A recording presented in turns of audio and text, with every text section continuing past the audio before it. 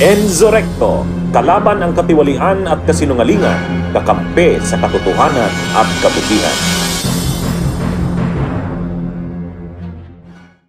O ngayon, ang isa kasing sinasabi ni, paulit-ulit na sinasabi ni Cayetano, sila Gatchalian daw kasi mga tuta ng Malacanang. Oh. Ang Senado daw ay dalawa, sabi ni Cayetano. Ang Senado ng Republika ng Pilipinas, sila daw yon.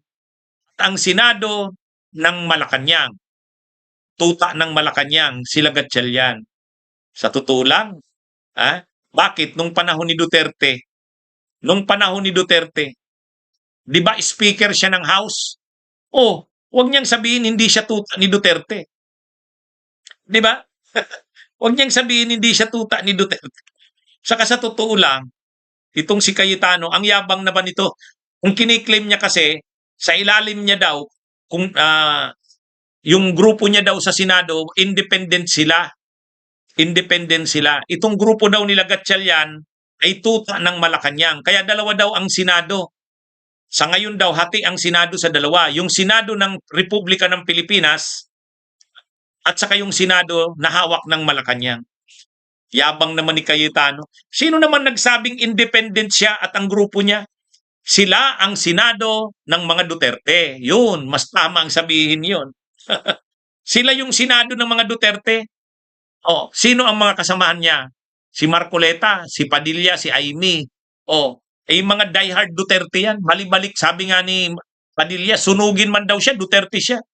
Kaya, ang yabang-yabang ni Cayetano na magsabi na sila ay independent, hindi sila hawak ng Malacanang. Oh, okay, hindi kayo hawak ng Malacanang, sabihin na natin. Pero wag mong sabihin independent ka. Ha?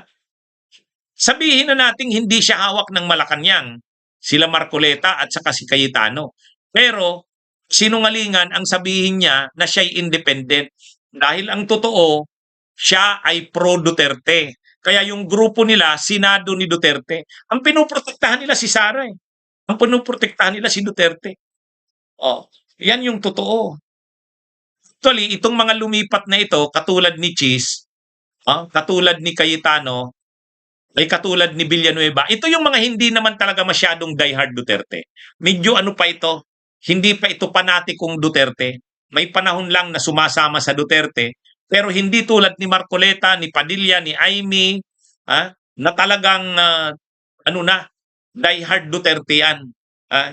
Kumbaga, ang nananalaytay sa kanila, Duterte. Pero itong sina Chis Escudero, saka itong si Villanueva, ito, hindi naman to diehard Duterte. Yan. Pero, marami rin kasi itong mga posisyon na sumasama sa Duterte, pero hindi naman yung diehard talaga.